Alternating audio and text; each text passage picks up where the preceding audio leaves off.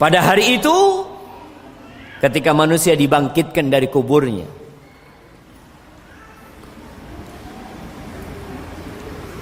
kiamat terjadi dengan tiupan sangkakala oleh Israfil. Tiupan sangkakala itu 2 kali. Ada yang berpendapat 3 kali di antara para ulama. Yang mengatakan 2 kali, tiupan yang pertama adalah tiupan kehancuran. Tiupan yang kedua adalah tiupan kembalinya ruh kepada jasad manusia. Ada masa vakum antara tiupan pertama yang kedua.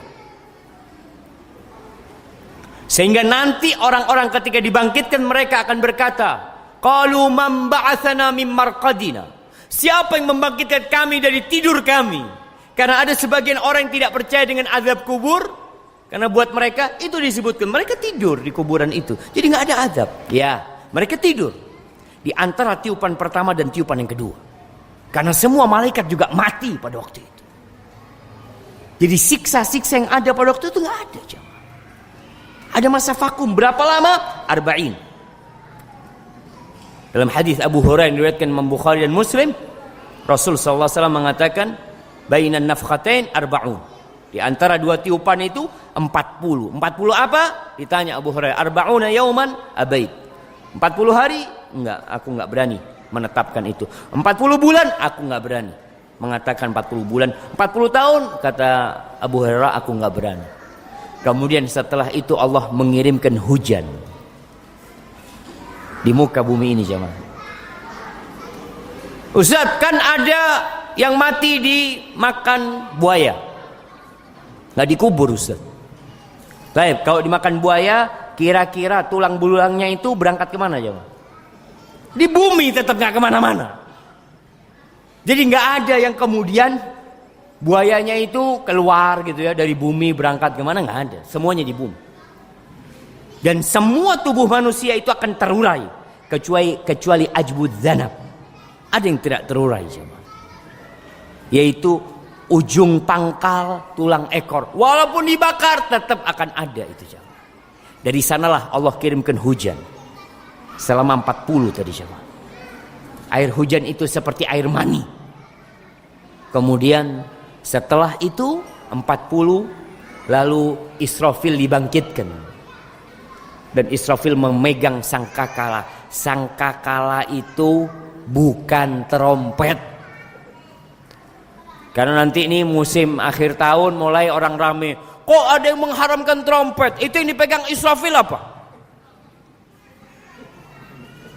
Kata Nabi SAW, as-sur qarnun yunfakhu fi. Nabi mengatakan sur yang ditiup oleh Israfil itu adalah koran. Tanduk yang besar sekali. Dikatakan dari tanduk itu keluar nanti ruh-ruh menuju ke tubuh manusia. Dan semuanya tidak ada yang salah masuk. Semuanya akan masuk ke tubuhnya, kemudian mereka bangkit dari kuburnya. Yunabba'ul insanu yawma idzin bima qaddama wa akhar. Pada hari itu akan dikasih tahu kepada manusia apa yang dia kerjakan dan apa yang dia lalaikan. Nanti dikasih tahu. Sejatinya kita ini, kata Allah, balil insan ala nafsihi basira walau alqa ma'adzira. Manusia itu tahu dengan perbuatannya dia sebenarnya.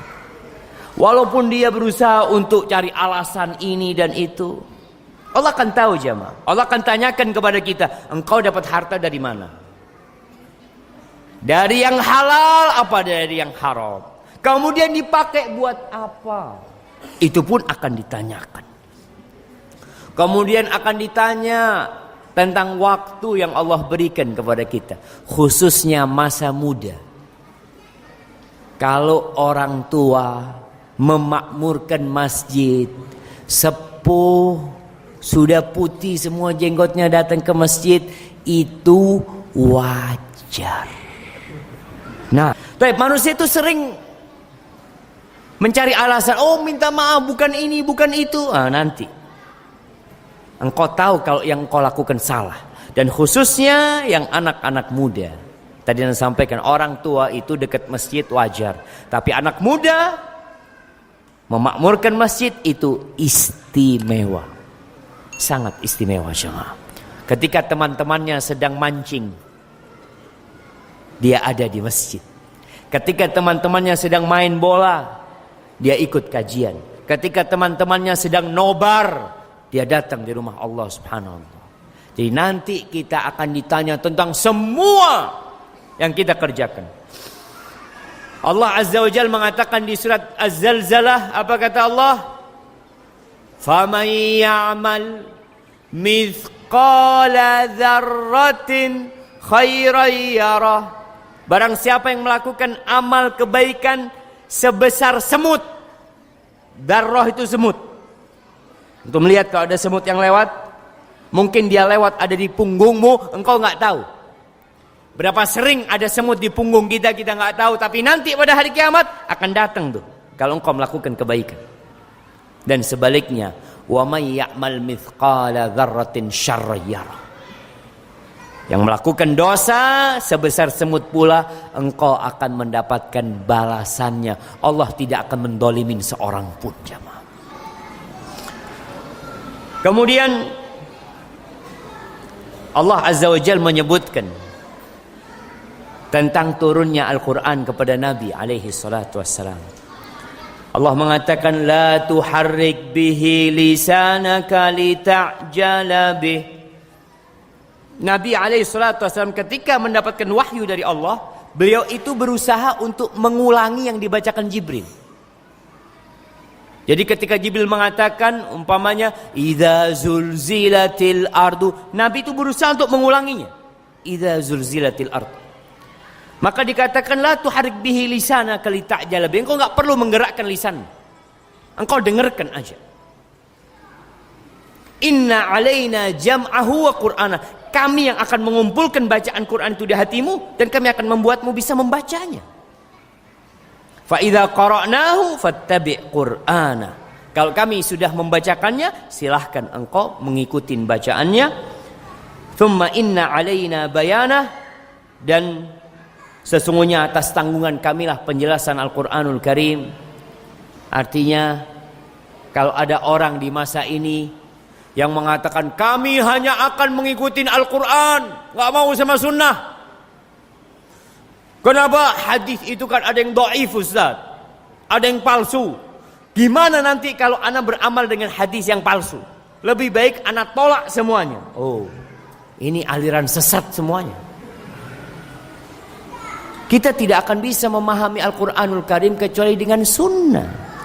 Dan sunnah pun termasuk wahyu yang Allah berikan. Gimana kita bisa sholat isya 4 rakaat nanti? Ayatnya yang mana jemaah? Coba anak kasih hadiah. Semuanya ini jemaah. Ayat yang mana sholat isya 4 rakaat? Kalau ada orang yang mengatakan kita hanya mau pakai Quran saja, kita nggak akan bisa sholat subuh 2 rakaat. Di mana ada duduk di antara 2 sujud? Nggak ada dalam Al-Quranul Karim. Tapi yang ada dalam Al-Quranul Karim, ati Allah wa ati'ur Rasul. Taati Allah dan taat Rasul. Kemudian Allah cerita tentang kita nih. Udah dikasih tahu kiamat akan terjadi, tapi tetap terbuai dengan dunia. Maka Allah katakan, kalla bal tuhibbunal ajilah wa tadharunal akhirah. Kalian itu sebenarnya sangat mencintai kehidupan dunia. Kemudian kehidupan yang ada di depan kita sekarang, jemaah. Dan kalian mengabaikan kehidupan akhirat. Antum melihat manusia kalau suruh bangun rumah, suruh bangun jalan, suruh bangun jembatan, suruh bangun pabrik, suruh buka usaha, Masya Allah. Tapi suruh sholat malam, berat jemaah. Tukang bangunan di sini digaji berapa jemaah? Berapa? 160 tukang bangunan. Dari jam berapa ke jam berapa? Jam 8 sampai jam 5. Sholat malam 3 rakaat, gak kuat jemaah. Masjid cuma 100 meter dari rumahnya, nggak nyampe kakinya. Ada apa dengan kakinya? Tuh kata Allah, kalla bal tuhibbunal ajilah. Kalian lebih mencintai kehidupan dunia.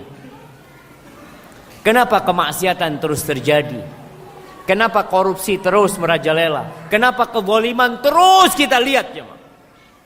Karena manusia cinta dengan kehidupan dunia. Wa tadharunal akhirah. Kalian meninggalkan akhirat. Maka kita ini perlu sering-sering mengingat akhirat, jemaah. Mengingat akan terjadinya kiamat. Jamaah rahimakumullah. Peristiwa terjadinya kiamat sejatinya sangat panjang dan menakutkan. Proses dibangkitkannya manusia dalam kondisi telanjang, tak beralas kaki, dan dalam kondisi belum disunat. Kemudian mereka keluar dari kuburnya seperti belalang yang bertaburan. Kemudian nanti mentari akan mendekat kepada mereka sejarak 1 mil. Lalu manusia tenggelam dalam keringat mereka. Kullun biqadri amalih. Kata Nabi SAW, semua bergantung dengan kadar amalnya. Kemudian setelah itu mereka diperbolehkan untuk meminum dari telaga Rasulullah SAW. Dari sana manusia akan dibiarkan dalam kondisi kebingungan. Tidak ada hisab dan tidak ada persidangan buat mereka. Mereka hanya berada dalam tahanan. Maka kemudian datanglah syafaat Rasulullah sallallahu alaihi wasallam. Dimulailah persidangan. Di situ ada penyidikan. Di situ ada pendatangan saksi-saksi atas apa yang dikerjakan manusia. Kemudian di sana ada pembagian kitab, buku, rapot amalan manusia. Setelah itu mereka akan berlanjut kepada penimbangan amalan. Allah mengatakan, fa'amma man thaqulat mawazinuhu fahuwa fi 'ishatir radiyah. Yang disebutkan di surat Al-Qari'ah. Kemudian setelah penimbangan amalan selesai, kalau penyidikan dan pembagian kitab itu untuk mengetahui kuantitas amalan, jumlah amalan, maka timbangan untuk mengetahui kualitas amalan. Antum punya sholat dalam catatannya, dalam sehari 100 kali sholat sunnah. Tapi ketika ditambang timbangan, bisa jadi 100 itu nggak ada artinya apa-apa, karena ada riya di sana. Setelah itu manusia digiring menuju ke sirat, lalu mereka melewati sirat menuju ke surga Allah Azza wa Jalla.